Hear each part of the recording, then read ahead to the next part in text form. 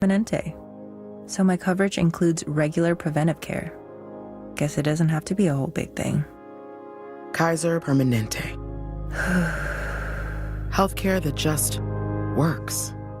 Make pet care stress-free with PetMeds, the leading online destination for your pet's health and wellness needs. From healthy, nutrient-packed foods and treats to top-branded flea and tick solutions like Simparica Trio, PetMeds has everything you will need to keep your pets healthy and happy, from puppy or kittens to senior stage. Don't miss Dr. Cuddle's Ready Rescue, a must-have detoxifier for emergencies. Visit petmeds.com and use promo code WARRIORS for 25% off site-wide. PetMeds, care you trust to keep pets happy and healthy throughout their lives.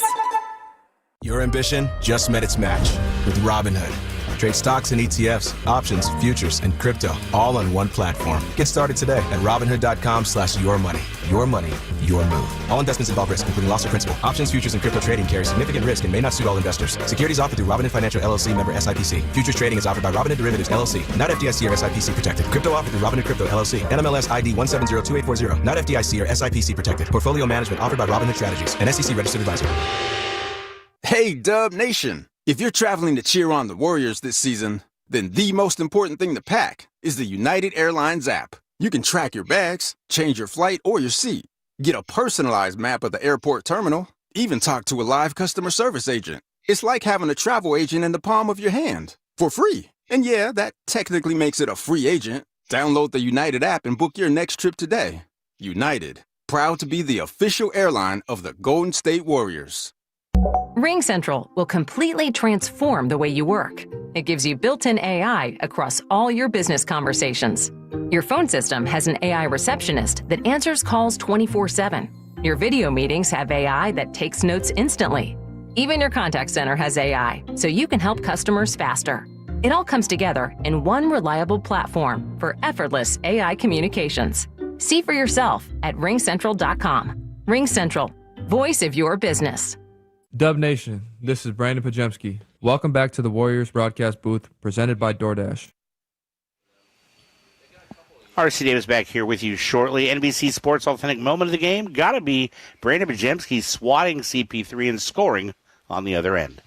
Draymond left-hand feed off the dribble to Butler on the near sideline. Butler draws a crowd, throws a bad pass, intercepted by Chris Paul. He is off and running, sprinting to the rim, blocked by Pajemski. Great hustle back. Draymond wrestles the ball away from Collins. What a play by Pods to knock it away. He takes it down the right side, goes up reverse, and scores a layup going around Lopez.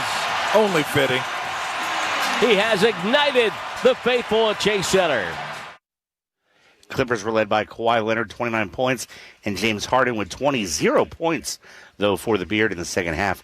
Warriors next play Thursday in Milwaukee, 4:30 with the start time. Good night from Chase Center. Warriors 98, Clippers 79. In sports, success is about team effort, and the same is true for your hair. At Great Clips, we save your haircut details in clip notes, so every member of the highly skilled team knows exactly how to create your signature look. And with our easy-to-use app, you can check in from anywhere and get a ready next text when you're up next for a cut. It's the confidence of a great haircut delivered by a team you trust. Download our app today. Great Clips. It's gonna be great. 15 years ago, PG&E launched Power Pathway, an education and job training program developed to increase the number of skilled workers in the energy industry.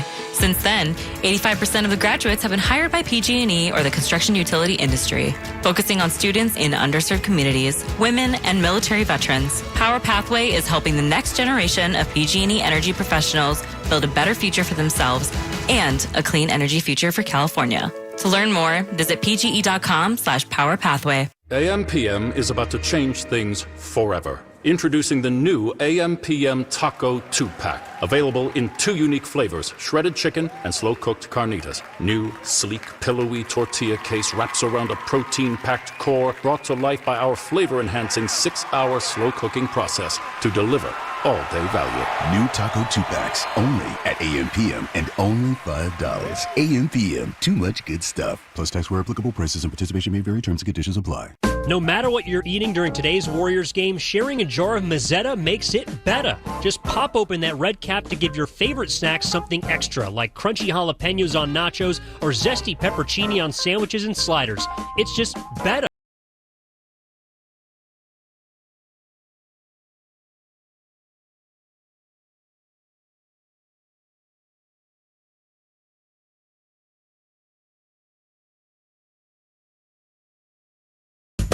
Thanks for showing up, Dub Nation. Nothing beats catching your Warriors IRL, and nobody knows that better than you. So next time you want to hit up a game, Ticketmaster's got your back with tickets to every upcoming matchup. Whether you're catching the Warriors at home or on the road, you'll find tickets at Ticketmaster, the official ticket marketplace of the Warriors and the NBA. Keep putting that jersey collection to use and get Warriors tickets today. There's no better brag than saying you saw it live. See you courtside again soon, Dub Nation. Say you're a coach in Chase Center and need to draw up a last-second play. Or you're a fan in Section 212 craving nachos. AI from Google Cloud can help with both.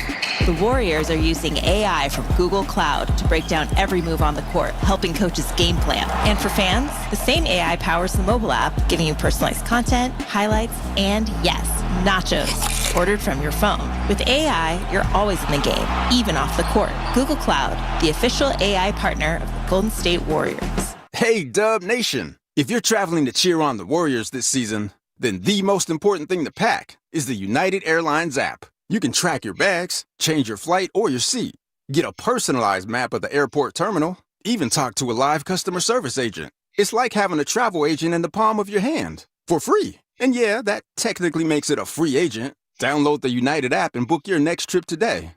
United, proud to be the official airline of the Golden State Warriors. To Curry, pump fake, fly-by, three ball, got it with the buzzer sounding! You've been listening to Golden State Warriors basketball on the Warriors Radio Network.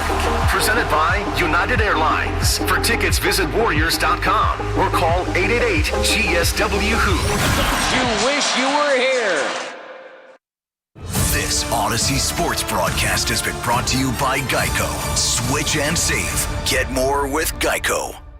The lights.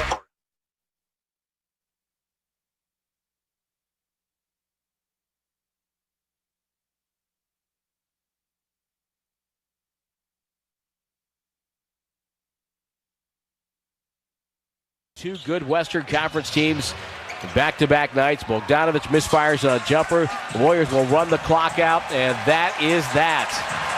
Golden State goes to 4-1. Very impressive win last night by the Warriors over the Grizzlies, and they back it up with a convincing win over the Clippers tonight. And get ready for a two-game Midwest trip. 98-79, your final. Yeah, no doubt. Just a nice, clean, solid victory for the Warriors tonight as they defeat the Clippers 98-79. Kind of an old-school game, especially in that second half. Defense travels, or you can just have defense at home, and that'll get you to a win. A very different game than last night's 131 output against Memphis, but same result. 2 W's in a back-to-back and a 4-1 start for the Golden State Warriors to begin 2025-26. Evan Giddings with you on Warriors wrap-up here on 95.7 The Game. The number is 888-957-9570. And this was one that tonight was the Warriors' first defensive-led victory of the season. I think that this was a reminder that coming into this one, I was having some kind of mixed feelings, right? I knew that scoring was up in the NBA. You're seeing free throws getting taken everywhere. Lauri Markkanen last night had a 50-burger where he shot 17 free throws. Austin Reeves is scoring 50 points and getting the free throw line 22 times. And you're like, where's the defense gone in the NBA? Where has it gone? And this is a reminder that even with some of the points of emphasis, we saw a couple three-point foul calls in this basketball game. One got challenged and overturned by the Warriors. Even with all the kind of ticky-tack stuff that they seem to be calling, defense can still show up and show out. And the Golden State Warriors just straight up suffocated. I thought the Los Angeles Clippers tonight in the second half, they only score 30 points in the second half. That was a clinic, quite frankly, especially in the second quarter where it felt like the Clippers were beginning to figure things out, especially in the half court. The Warriors just took Kawhi Leonard and really James Harden, who I thought, he had 20 points in the first half, did not have a single point in the second half. I thought they took him out of the basketball game completely. But defense is really where I think Steve Kerr and the Warriors as a whole throughout their run, their championships, when they are at their most happy, their most content, It's when they're playing quality defense. And to me, this was where last Thursday was the Warriors' first statement win in the Western Conference by beating Denver at home in overtime. This was their first defensive statement of the season. And again, a reminder that this group, this Warriors team, which I believe has kind of picked up from where it's left off last year, the last 30 games of last season, they were the number one defensive team in the NBA. They were number one in defensive net rating. And tonight, they looked the part. Again, Clippers, 30 points in the second half. In one stretch, in nearly 15 minutes of the game, from the 9-minute mark in the third quarter to nearly the 6:30 mark of the fourth quarter, the Clippers scored 11 points over 15 minutes. And so it was refreshing to see the Warriors defend without fouling. Gang rebound, a lot of one-and-dones for the Clippers. And sure, they missed some open shots. They could not hit a three to save their life. They were 6 for 33 from distance in this game. But I thought Jimmy Butler made it difficult for Kawhi Leonard. I thought they defended without fouling on James Harden in that second half. I thought that they exposed the Clippers for being the only team that was older than them coming into this game and into this season. And it was, again, refreshing to see the Warriors, an older team, make another team look old. So I thought this was the first defensive statement of the year for Golden State. And after the first 4 games where, you're kind of wondering, all right, they're giving up 53% shooting, number one in opponent field goal percentage. How are they going to respond against a Clippers group that's pretty talented offensively, even missing Bradley Beal? And they just locked them down in the second half. I mean, that was as good as you're going to see in the NBA, especially 2025. That was the first time since 2016 the Warriors have held an opponent to under 80 points. That is per Warriors PR, so if I got that stat wrong, don't get mad at me. Shout out Ravina, shout out Ritter. First time since 2016. That's nearly 10 years they have not held an opponent to under 80 points. So, again, a lot of missed shots. Sure, the Clippers had some opportunities, but for them to basically neutralize Kawhi Leonard, James Harden, and you got to throw in Ivica Zubac, because while Zubac got a little bit busy in the second half, especially in that third quarter, he only ended up with 14 points. I was a little worried about our Fremont Bank prediction of the game not coming to fruition. I had Zubac under 16.5 points. I was a little worried there, especially with Horford and the second unit, which we will get into at some point across Warriors wrap-up. I was a little worried that he was going to be able to break that, but they held him over the last, I think it was 6 minutes of game time that he was on the floor without a point.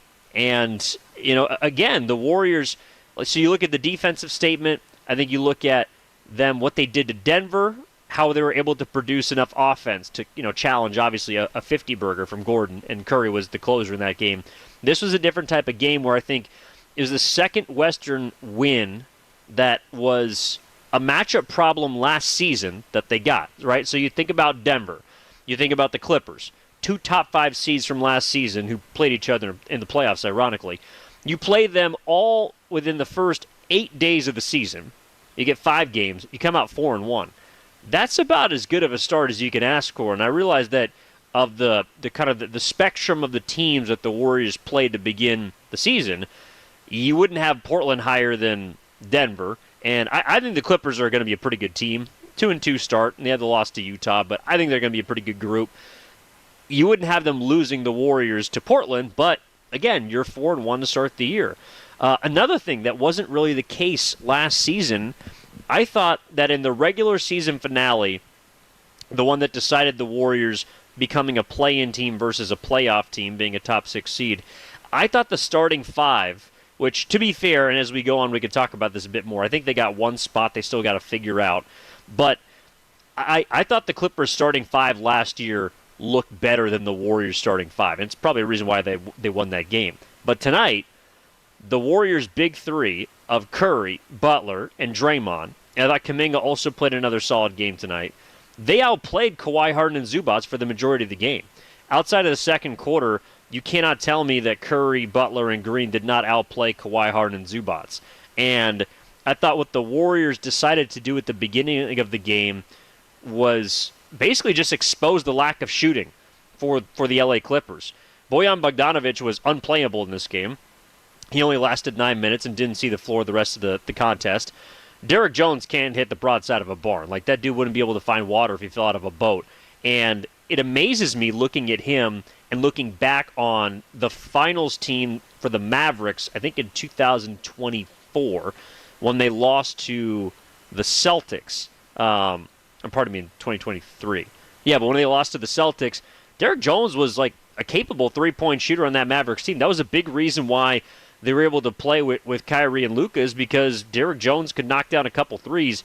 He was 1 of 6 tonight, and every time he shot the ball, it did not look like it was going in. I think he might have had an air ball too. But what the Warriors did at the beginning of the game, which to me made it feel like their starting lineup, and they did, statistically, outplay the Clippers starting 5, was they basically put post on Jones.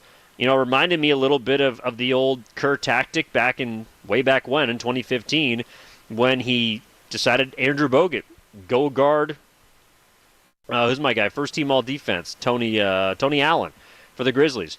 You're just not going to be able to make enough threes with that guy for me to respect your jump shot. And as a result, that made Draymond the center fielder. So when Post or Draymond was able to, kind of match up with Zubac, the other was right there, because neither of them was going to have to guard Derrick Jones. Or in that first quarter, Bojan Bogdanovic, when the Warriors jumped out to, I think it was like a 27-14 lead, and just kind of owned them in the first 6 or 7 minutes of the game. The Clippers went on a nice run at the end of that first quarter after Curry got subbed out. I think the non-Steph minutes were -8 for the Warriors in the last 4 or 5, because Harden was kind of cooking the second unit. But that initial strategy by Golden State, I thought was perfect by Kerr and worked to perfection. It also worked because the man of the hour, Quentin Post, was knocking down threes. He was a plus 34 tonight. Like I maybe I buried the lead. We talked about Curry, Green, Butler, mentioned Kuminga. Haven't got to the second unit yet. That's another conversation. But Quentin Post was a plus 34 tonight. And it was obvious, especially in that second half when he knocks down back-to-back threes to kind of jolt a little 12-3 run. He hits a big three. I think it was at the beginning of the fourth quarter to kind of separate the Warriors. They led in the first half by 15. Then the Clippers trimmed it, eventually took the lead, and by the end of the game, the lead was up to 24 at one point. And Quentin Post just basically pulverized the Clippers from distance. This was his best game so far of the season. 12 points, 8 rebounds, 4 of 7 from distance. Had no problem firing up shots and knocking down open threes, of which were available because Zubac is not a center that typically is going to step out and be forced to contest perimeter shots. But that's where Post has an advantage. And he only played 25 minutes because the game was kind of over by the midway point of the fourth quarter. But I thought what Quentin Post did tonight, number one, was prove that when he knocks down shots, this is a very difficult team to beat, because the Warriors, while they don't have a ton of, I guess, traditional, high percentage three-point shooters in their starting lineup with Butler, Green, and Kuminga, although Jimmy Butler's 8 for 14 quietly to begin the season from three-point range. Curry was actually, of all the starters, Curry shot the worst tonight from 3, which was interesting. He was 2 for 8. Draymond 1 of 3. He hit his first one, didn't hit another one. Also something to note. But Quentin Post, when he knocks down shots, it's a hard team to defend, because that's the last kind of key. Like they have enough shooting and gravity with Curry on the floor. If they have a second guy, specifically a 7-footer, they're hard to beat. And so I think like what Post did tonight, and he's not always going to shoot like this, although he was, I think, 41% his rookie season, which was the highest by any rookie big man in the league, mind you. It highlights just how important the stretch 5 need was. And I think before last season specifically, but especially moving into this year, I didn't think Al Horford was very good tonight.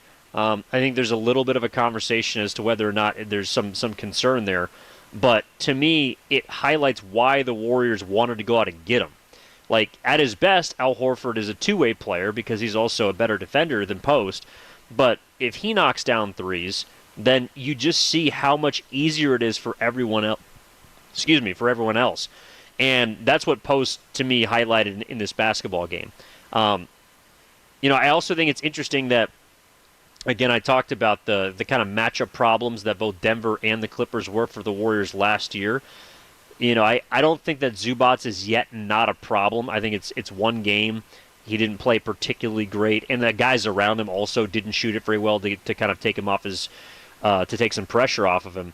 But there was a lot of one-and-dones tonight for the Clippers, and Zubats typically is able to, I think, impact it a little more. Now, of course, saying that, he had 6 of their 13 offensive rebounds, but I think Zubats, he didn't score enough to be, to me, like that impactful in the paint. And they weren't getting much else from Kawhi, who I thought was, like, he just looked kind of sluggish tonight. I don't know if Kawhi is just doing the whole load management within playing, because last year he sat for much of the season with that lower leg injury and made himself good and ready for the postseason. He just did not look engaged tonight to me whatsoever, outside of a little moment in the second quarter. But I honestly thought that the second quarter, when the Clippers outscored the Warriors 24-13, it wasn't like their offense was that drastically different. It was they defended. And I thought in the half court they put the clamps on the Warriors, and also the Warriors' second unit missed a lot of threes. There was probably 3 or 4 open shots. I can remember 2 of them off the top of my head from Moses Moody. He had off a second chance kick out on the right wing was wide open, missed a shot. Pods had a couple of open misses. Al Horford was obviously 0 of 3 from three-point range in this game. So, the Warriors had some chances in the second. I just think that the shots didn't go down, and the Clippers defended better. Again, the Warriors didn't break 100 either, but they just, again, suffocated the Clippers, which to me was kind of the larger takeaway from this basketball game. So I don't think there's any real cemented takeaway from whether or not Zubats is going to continue to be an issue. But I think it's interesting that the Warriors so far have not really been killed by, well, I guess Doncic, but they haven't really been killed by like the go-to player from either the Nuggets or the Clippers. Like Jokic, I don't think played very well. That might have been a Jokic thing, but you got to give the Warriors some credit. And here against the Clippers, Harden got off in the first half and then shrunk.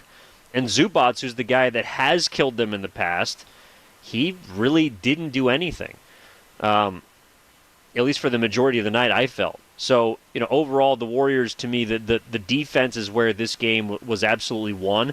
And I think the biggest takeaway for me was, this is just a reminder that this team last year was the best defensive group in basketball. Maybe not by the eye test and got exposed a little bit in the playoffs, but there's a reason why statistically they were at the top of the table. And tonight is certainly going to swing what through the first 4 games was a 25th ranked defensive rating. It's going to put them probably back into the top half for sure. 888-957-9570 is the number. Warriors wrap up here on 95.7 The Game with Evan Giddings. Got you until about midnight tonight. Got a little bit of a late night, which, by the way, just for a moment, if I can say that, what is the NBA doing? We all love the product. We all enjoy the Warriors, and I think that Peacock, I didn't get to watch the broadcast tonight, but I watched the first one last week. I think the production value is pretty good. I think that NBC does a fine job. But you cannot tell me that they're making money by tipping off at 11 o'clock Eastern time. You're basically flipping the middle finger to everybody on the East Coast, and I just don't understand how this is okay. Especially last week when they started earlier, but because of a double overtime game in the opener, you didn't even get to see the Warriors' first quarter. That first quarter just never existed against the Lakers, at least from the one that I was watching. So I just think it is way too late. I'm also personally, and I understand this might be a personal gripe, but I didn't enjoy starting this post game for you all, and I appreciate you all listening. 11:15 at night, we're just not going to have as much time to talk through this victory and talk about where the Warriors are. So maybe we can adjust that in the future. And fortunately, there's only 3 8 o'clock home games for the Warriors this year. So I guess I just get the luxury of doing the first one. All right, looks like we got our first caller of the night. Cam, can we go to Eric in Millbrae? Wants to talk about the Warriors' old school 98-79 win against the Clippers, a 4-1 start to the year. Eric, what's up, my man? How you doing? You're on Warriors Wrap Up. Hey, what's going on, man? Really impressive win tonight. The Clippers have been a matchup problem for the Warriors and really a thorn in their side. And for the Warriors to really lag there in the second quarter there and allow the Clippers to get back in the game, I just love the mentality in the third quarter. They really busted open. I thought Curry controlling the flow of the game, Q post, I thought was outstanding. And Jimmy Bucket's doing his thing. I just love the defense. They were swarming the Clippers and really just blew the game open. So I just love the way this Warriors team is playing right now after they did the same thing to Memphis, beating one of the top-tier teams in Denver. The Lakers, even though they didn't have LeBron, they're playing some of the top-tier competition. Obviously, they had a dud against Portland, but overall, I love the way they're playing. And you're the Warriors. You want to take care of home court. You want to win at least 2 out of 3 home games, to at least 65 to 70% of your home games, to try to split on the road. As impressive as they've been at home now, they're going to go on the road. They're going to have a lot of road games against a lot of tough teams. So we're going to see what they're made of on the road. But so far, I love the way the mentality this team's playing. I love the Kuminga's come out after all the nonstop drama of the offseason. And this is the way they're going to have to play because we know how tough and gauntlet the Western Conference is. So you want to be one of the top 2 to 3 teams in the West because you don't want to be in that lower tier team having to go through a play-in and go through the playoffs because these Western Conference are loaded top to bottom. So great start this season, another great win tonight, and hopefully they take the same mentality on the road there away from Chase Center to really get rolling. Thanks for the time, man. Yeah, appreciate it, Eric. No, I'm with you. Yeah, the Warriors coming up, they got a couple of tough road games. 3-0 start at home, by the way, but now you're looking ahead at a schedule that maybe isn't as condensed, but you're getting 1, 2, 3, 4, 5, 6, 7. You're getting 11 of the next 13. 3, 4, 5, 6. 10 of the next 12 on the road, starting with Thursday against Milwaukee. And then at Indiana, a place the Warriors, it feels like, haven't won in a century. So, yeah, it's kind of an interesting start for Golden State. And again, the fact that they're 4-1 is impressive. You get 5 games in the first 8 out of the gate. So you could say that's tough. You could also say, hey, well, you're at your most fresh. And so if you want to sort of condense those back-to-backs, then this is the time to do it. And then you go on the road where you not only see the Bucks and the Pacers, but you're going to have to go into Denver. You got at OKC. You have back-to-back, well, not back-to-back games, but 2 straight games separated by a night at San Antonio, which is looking like a potential house of horrors with Wemby lurking. And then at Orlando, at Miami, back-to-back in the middle of November. Yeah, you're right. This is certainly going to be a tough road trip and road stretch for the Golden State Warriors, but that's why a 4-1 start is magnificent. Also, the fact that, I think that the way that they did it the last 2 nights, and we knew this a bit about the team last year, but I think this year they're showing that they're even more versatile in the way that they can win games. I mean, they scored 131 points last night against Memphis, who is not as good as LA, and tonight they held the Clippers to under 80 points. That's a drastically different way to win a basketball game. So I think you got to tip your cap and give them some credit. And you also, I think part of this too is you have to look at where this is in the season and understand that the Warriors, what they're doing to me is they're proving that they're taking this beginning of the season extremely seriously. Like, they know how important the beginning of this year is because by the middle of the year and by the end of the season, these older bodies are going to be a little more tired. And oddly enough, in a way, I think the way that the Warriors versus the team they played tonight, the Clippers, have approached the beginning of the season, and in general do, it's almost like inverse. I don't think that Tyronn Lue and the Los Angeles Clippers are that worried about the beginning of the year. Their strategy is to just kind of lay low, mess with a ton of different rotations. Actually, Ty Lue said this before the game, and it was apparently clear. They're just still experimenting. They've started Bogdanovich because Bradley Beal isn't there, And I forget, I think it might have been Pops in the YouTube chat that brought this up, but you're absolutely right. They very much missed Norman Powell and his ability, not just to score, but just to space the floor in general. Like, one thing that is very obvious about this team, they have three-point shooters, but I don't know if any of them are any good. Like, Batum, they kind of went to out of halftime. He can shoot, but at this stage in his career, he's inconsistent. I know Brook Lopez, he can shoot a three, but was absolutely awful tonight. It was 0 of 4. I don't know how much he's got left in the tank. Chris Paul might have to retire. Like, Pods caught him on a chase down. If we're being honest here, you cannot get caught on a chase down block by Brandon Podziemski. As much as that was a great play, you got to tip your cap to Pods.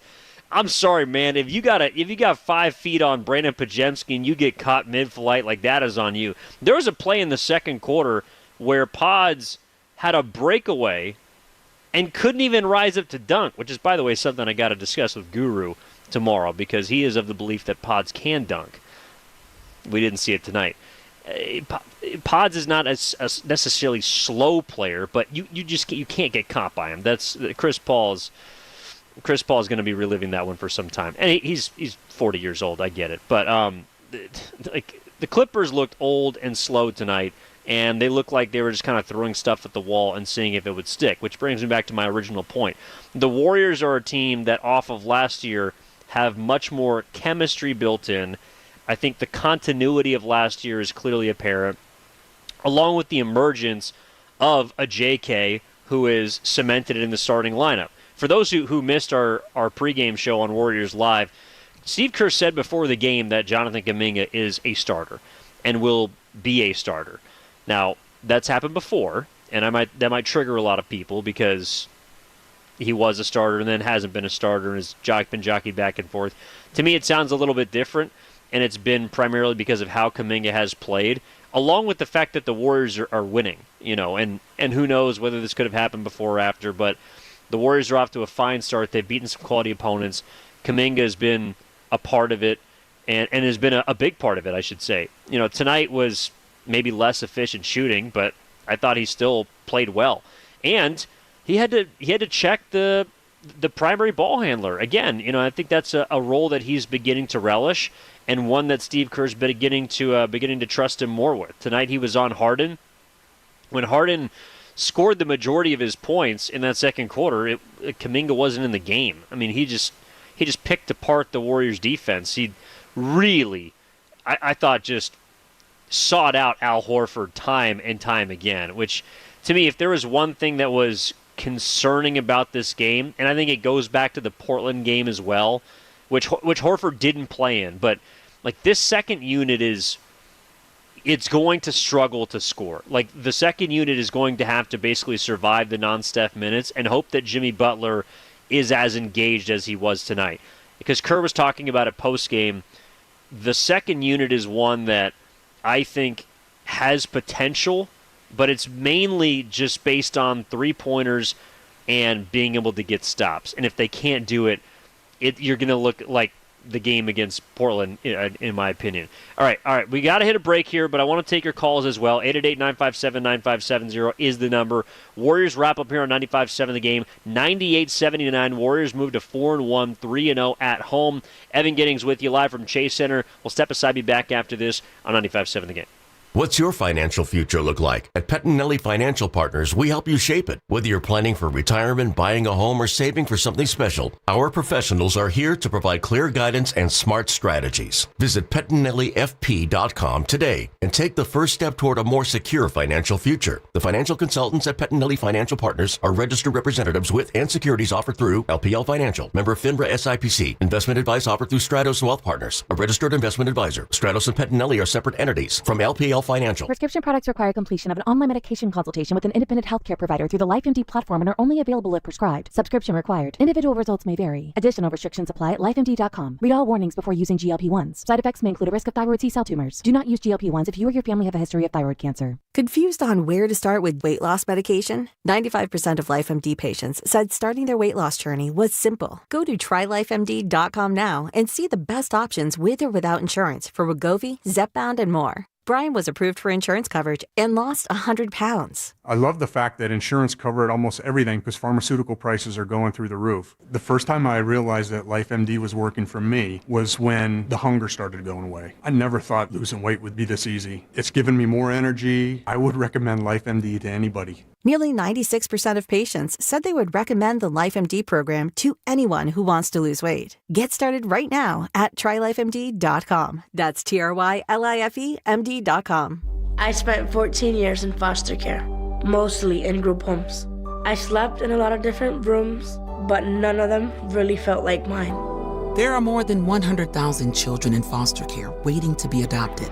The Dave Thomas Foundation for Adoption is working to help find them a permanent home. Now I have my own room, a place that's mine, and a family who loves and supports me.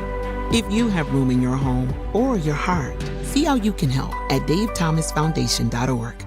Nobody had to tell your grandparents not to drive while using their typewriters.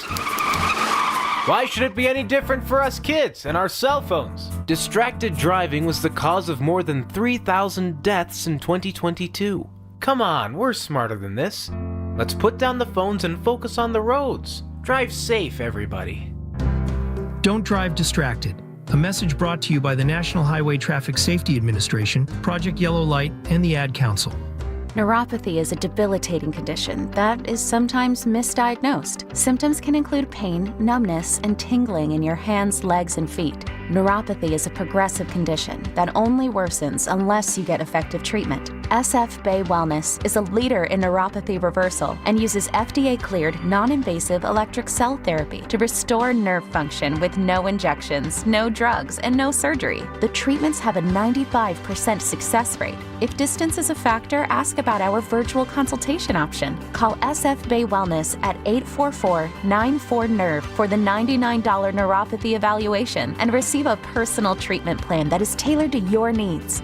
Don't wait another day. Call 844-94-NERVE. That's 844-94-NERVE. Why keep suffering with the painful symptoms of neuropathy? You deserve to live a pain-free life. Start getting the treatment you need for your neuropathy symptoms. Call today. What if you had the smartest Wi-Fi? If you did, it'd be Xfinity and it'd come with their best state-of-the-art equipment. It would boost speeds to the devices that needed them most, whether you were streaming, gaming, or gaming while pretending to work. It would even power your mobile connection so you could bring faster, secure Wi-Fi speeds with you where you use it most. If you had the smartest Wi-Fi, everything would work together seamlessly to keep you connected. Xfinity. Imagine that. Restrictions apply. Dreaming of the perfect kitchen? Make it a reality at Friedman's Appliance in Pleasant Hill. Explore Bosch appliances in live working vignettes and see the innovation in action. During the Buy More, Save More event, you can get up to $4,000 in rebates on qualifying Bosch kitchen packages. From refrigerators with the Farm Fresh system to keep your food fresher longer, to dishwashers with precision wash technology that wipes out 99.9% of bacteria. Own the kitchen like a Bosch. Visit Friedman's Appliance in Pleasant Hill or online at friedmansappliance.com today. Let's go! You're still glowing, flirting, grooving. You still got it. But your immune system weakens as you age, making it harder to fight flu, pneumococcal pneumonia, RSV, and COVID-19. Vaccines are a key part of any health routine and help strengthen your immune response. Ask your doctor or pharmacist which vaccines you need. Schedule in minutes at vaxassist.com. Sponsored by Pfizer. Hey, I'm Mike Slater. My dad passed away at the age of 63. It's out of nowhere. Had a stroke. Super hard, obviously, for the whole family, but my dad had life insurance. This is why I have life insurance for my family, for my wife and 4 kids. And the best place to get life insurance is ethos.com because you can do it in 10 minutes. And there's no medical exam and no blood test, just a few health questions. Get life insurance in 10 minutes so your family is protected. Ethos, E-T-H-O-S, ethos.com/life. Draymond left-hand feed off the dribble to Butler on the near sideline. Butler draws a crowd, throws a bad pass, intercepted by Chris Paul. He is off and running, sprinting to the rim. Blocked by Podziemski. Great hustle back. Draymond wrestles the ball away from Collins. What a play by Pods to knock it away. He takes it down the right side, goes up reverse, and scores a layup going around Lopez. Only fitting. He has ignited the faithful at Chase Center. Now back to Warriors Wrap Up on 95.7 The Game. Yeah, Cam's just speaking to me at like 11:45 here at night. I don't know if people can hear it on YouTube, but came back with some Dom Kennedy. Not other people's money being taken tonight at Chase Center, but other people's W's. I mean, the Clippers just getting absolutely clamped by the Warriors, especially in that second half. 30 points, only 79 for the game, the lowest amount of points the Warriors have allowed since 2016, and their first defensive statement of the season as they move to 4-1 and complete both victories on the tail end of a back-to-back. So they get set for Milwaukee on Thursday, and then a little swing over to Indiana over the weekend before they come back home. But a nice stretch for the Warriors. 5 out of the first 8 games, 5 games in the first 8 days, and they win 4 of them. Of course, the last of which here tonight against the Clippers. 98-79 the final score. Evan Giddings with you on Warriors Wrap-Up, taking your calls, your texts, your messages. 888-957-9570 is the number. And Cam, if we could hear from Steve Kerr, the head coach, after a nice win for his team, talked about a lot of things. I actually had a chance to check this out live and asked him a question as well. So let's go to Steve Kerr after the win. Quentin, I imagine it's matchup based and also to spread out his minutes, but then he goes for plus 34. What did you see for him? How did you just kind of ride it a little bit more than you expected, given the way he was playing? Yeah, I mean, I think this is going to be a pattern for us. I really want to just bring Al off the bench. If he's going to be 20 minutes, 20 to 25 minutes, I'd rather have him come off the bench and be able to close with him if we need to, like we did against Denver. So we'll probably go back and forth between Quentin and BP. For now, just depending on what the center matchup looks like. I thought BP was great. I didn't play him enough in the first half. I think I only got him out there for 9 minutes, and we missed his playmaking. So I gotta do a better job of doing what we did in the second half, which was finding lineups that that they could play make a little bit more. But QP was the story of the game. I mean, fearless out there, hit big shots, played great defense, and couldn't be happier for him or for us for getting Quentin late second round year and a half ago. He's turning into a really good player. Steve, you guys obviously dominated the third quarter. What did you think the key was defensively during that stretch? Well, we did a better job of not fouling. We sent James to the line 7 times in the first half and none in the second. And I think we just trusted our coverages and made them, play through us or over the top of us rather than, sending them to the line. So to hold that team to 30 points in the second half, pretty impressive. Steve, I just wanted to follow up about the defense. You said it there, 30 points in the second half. You held them under 80 for the game. How would you describe the defensive effort, especially on the second night of a back-to-back? Well, the number one thing we've been trying to hammer home is that our offense can help our defense, and I thought that happened tonight. And it's not just turnovers, but it's playing a connected style of basketball. So as soon as things are a little precarious, make sure Jimmy Butler gets the ball. He settles the game down. He gets fouled. He gets us an open shot. We don't turn it over. So I think the last game and a half, we've been much more purposeful in our play offensively, and that's dramatically helped our defense. So, but besides that, I mean, Draymond Green continues to be one of the great defenders on earth. I thought he controlled that game in the paint with his switching, with his help all over the place. Draymond was brilliant, and I just think we've got a lot of depth to be able to come in with Moses and BP off the bench and Al, Buddy, Gary. It's we can play a lot of people, and 5 games in 8 days to start the season is pretty rough. So I couldn't be more proud of the guys to not only go 4-1, but to really quickly establish kind of what we want to be and how we want to operate. So it's just a hell of an 8 days, and now obviously we got to head out onto the road and keep getting better. Steve Kerr after the victory, and a couple of things from that. I think number one, like talking about Quentin Post, who by the way was a game high plus 34 tonight. He himself knocked down 4 threes, had 8 rebounds, by far and away his best game of the season. It highlights the importance of the stretch 5 for the Warriors, but also specifically with Post, when he's making shots and he has the ability to do so, this becomes a very difficult offense to stop. And it's, you can look as recently as last year, his rookie season, when Quentin Post made 3 or more threes, and tonight he had 4. But when he made 3 or more threes last season, they were 10-2. They would not lose games when they got any semblance of shooting from the 5 position. And again, it's because of how great Curry is with the amount of gravity that he contains.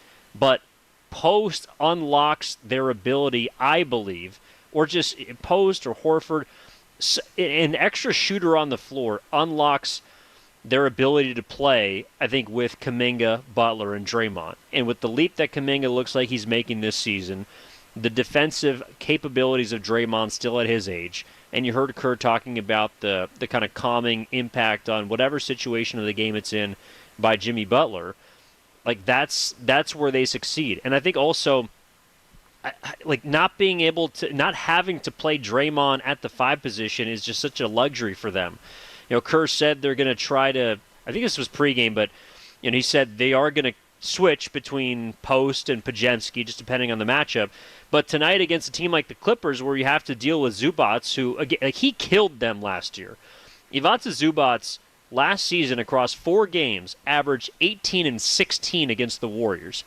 And he was a massive reason why they had success, especially in the regular season finale.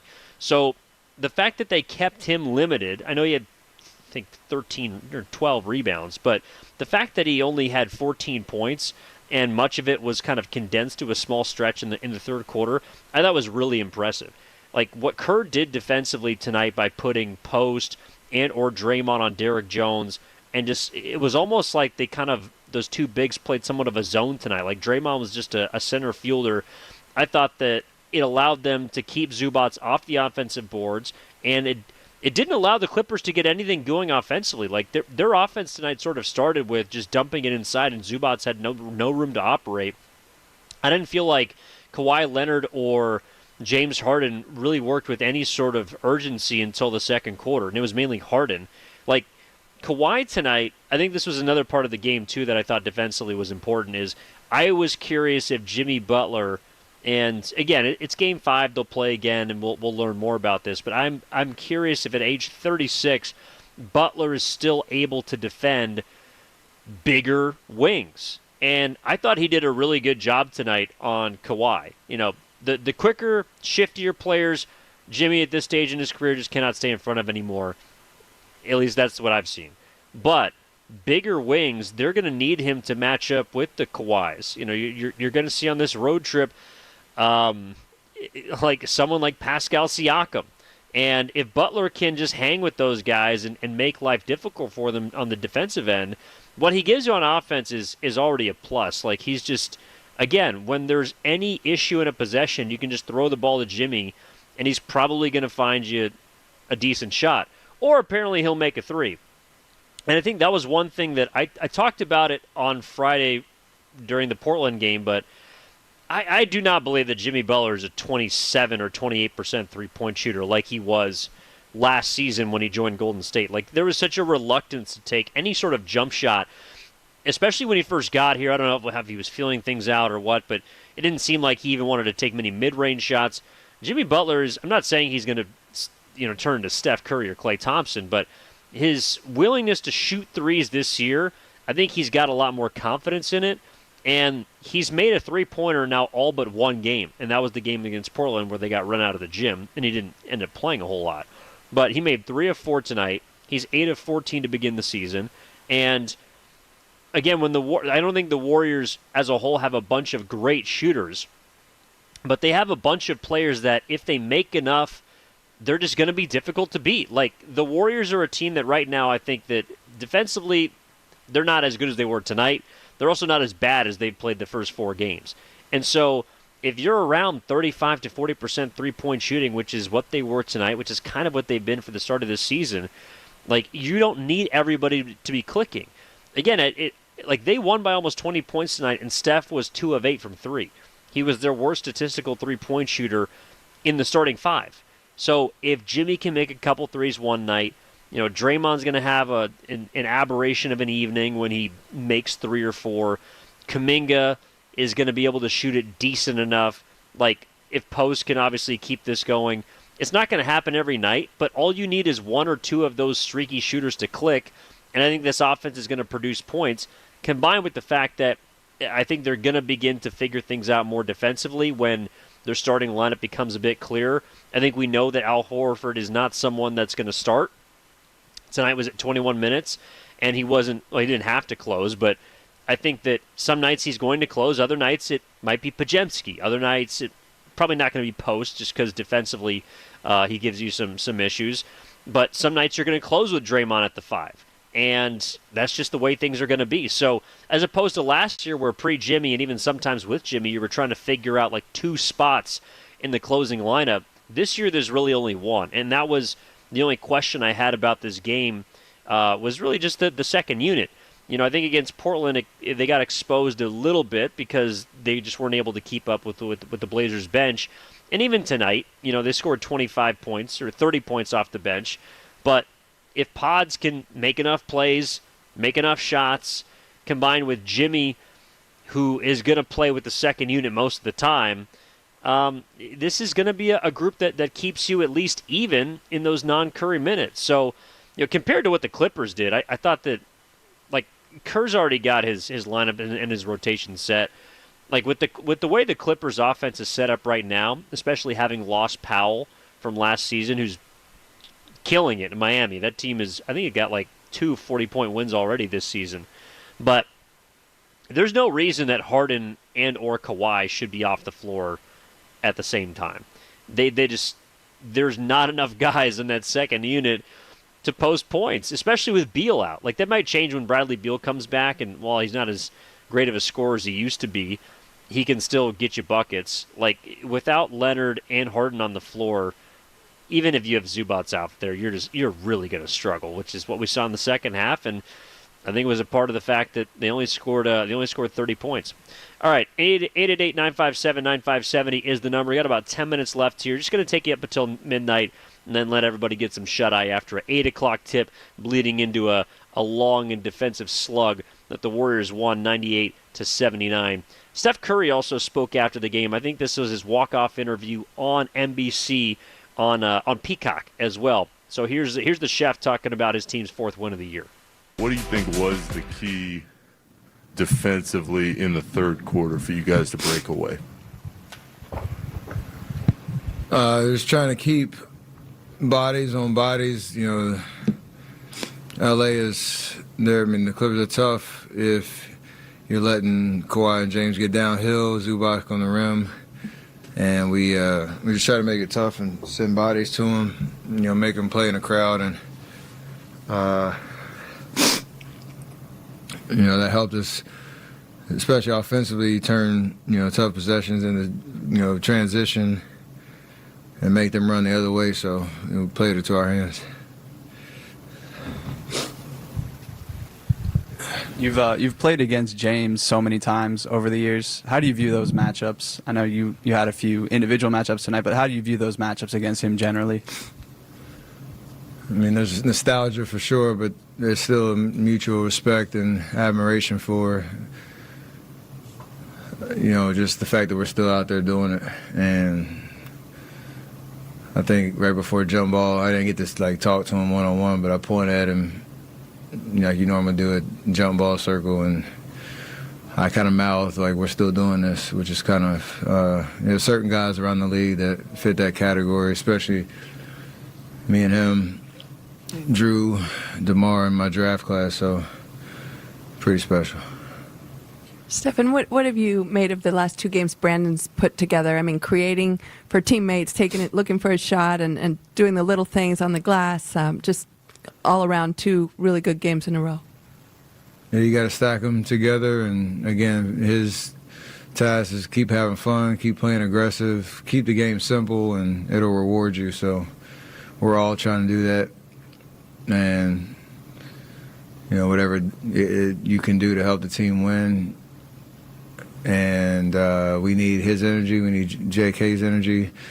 It's kind of like the opposite of last night. Like the stat lines won't necessarily scream as loud, but the intention, the energy, the execution of defensive strategy and all that type of stuff was there for everybody, and you win that way. So that's great. Along the lines of the stat line, Raymond gave us a stat last night that it was the sixth time four Warriors had scored 20 or more points, and you weren't one of them in your entire career. I mean, what does that say about the depth of and scoring abilities of this group? Our offense is predicated on using me as shot creator, obviously on the ball, off the ball, but certain games, I'm not going to get a crazy amount of looks, but hopefully we are able to create beautiful offense that way, and other guys, benefit, and vice versa. Guys set great screens for me, get me open. So selfless basketball all the way around, and our job is not to obsess over the stat sheet. It's can we win? Hey, Steph, since Jimmy arrived, the non-Steph minutes have been less anxiety-provoking, I guess. Do you see it that way, and is it that a little bit easier for you to kind of kick back on the bench and know that team's in good hands? I mean, yeah, that's the way a great team, operates. And you saw tonight the end of the third quarter, beginning of the fourth. Jimmy, Draymond orchestrated, pretty flawless basketball, and just dominated the game to where, to your point, we were able to not only maintain but increase the lead and keep the momentum going. And I come in there for 2 minutes in the fourth, game's over. Like, those are beautiful nights to have, especially over the course of the season, just to give ourselves the ability to sustain this effort and this level, throughout the whole way. Yeah, so that was Steph Curry again talking about the win, and I think he sounds like a guy that is continuing to temper expectations, but understands that this group is pretty damn good. Again, I think last year's 12-3 start sort of messed with a lot of people's heads, mine included. I was sipping the Kool-Aid, definitely. It was hard not to the first, nearly month of the season. But I think the Warriors were too. I think they were feeling like their bleep don't stink, and they got humbled real quick. And so, you can hear Curry as someone who is looking at this team and seeing that like they got a legit shot, and he's excited about that. But they also have another level to get to, and that to me is really the biggest difference. I know it's been 5 games, but it feels like the biggest difference to me between last year's start and this year's start. This team has potential, and you can see ways in which they can and will improve over the course of this season. Last year's team, because they were playing 12 guys in one half, because they were mixing and matching, closing lineups, starting lineups, Lindy Waters was in, DeAnthony Melton then goes down, and they have to cobble stuff together. Like, they were just a Jenga tower with one piece removed waiting to fall, and that's exactly what happened. This year they have legitimate staying power, and through 5 games in 8 days they've made 2 statements. One against a team that a lot of people have potentially coming out of the West in the Denver Nuggets, and another tonight, not necessarily against a Clippers team people believe could win a championship, although some view them as contenders, but that this is still a team that has the ability to defend at the best level potentially in the NBA. They held them to 79 points in 2025. That just doesn't happen. All right, 888-957-9570 is the number. Let's get out to a couple callers before we wrap this up and talk to first. Galileo is in Fremont. Galileo, what's up, man? How we doing? What's up? Thanks for my call. Thanks for doing the late night show. Just wanted to bring up a lot of people are playing well. Moody, Kuminga, Pajemski. I like what you said. It's not Lindy Waters. It's kind of veterans now. We have that established rotation down to 8, 9 guys. Kuminga, a lot of guys are being solid. It's fun to watch.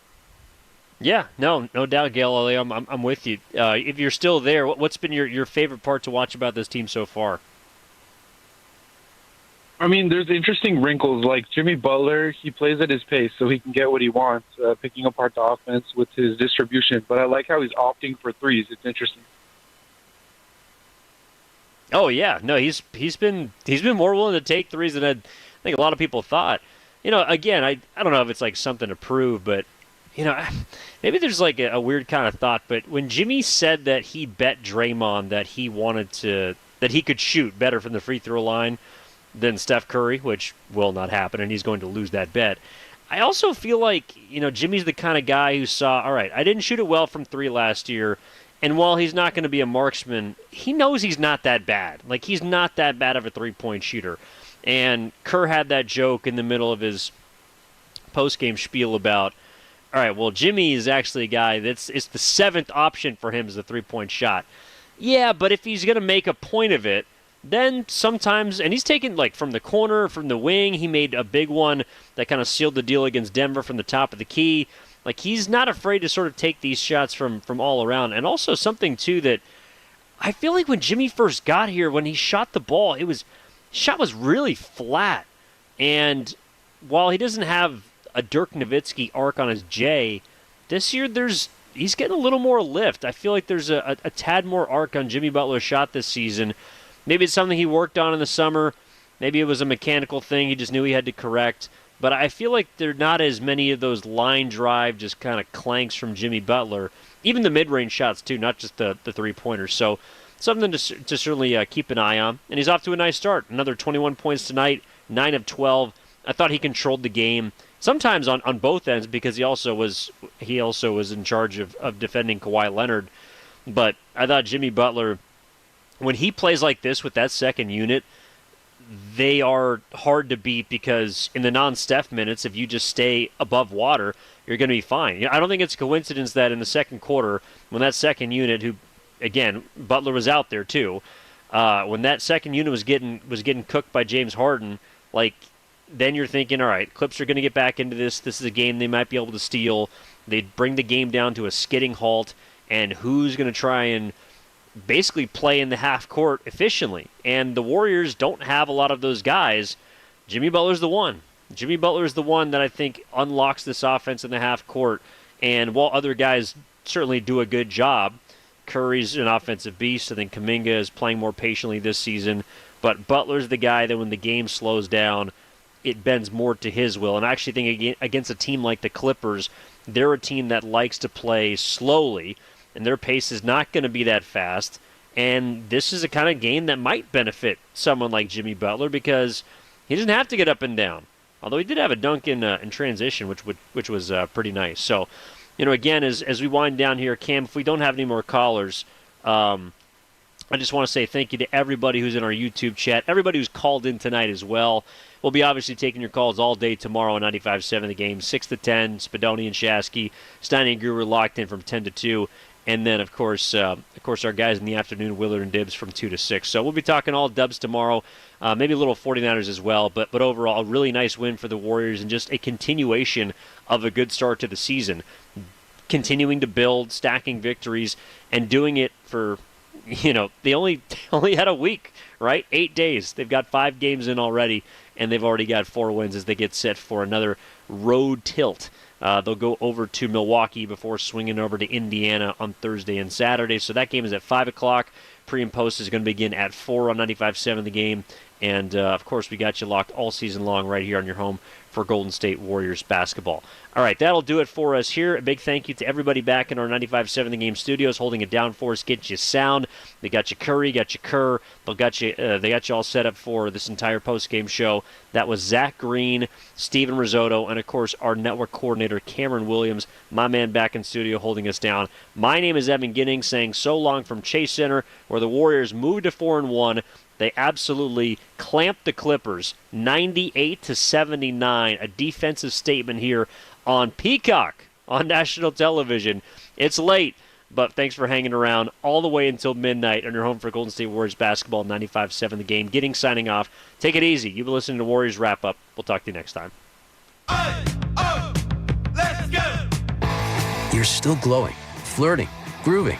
You've still got it. But your immune system weakens as you age, making it harder to fight flu, pneumococcal pneumonia,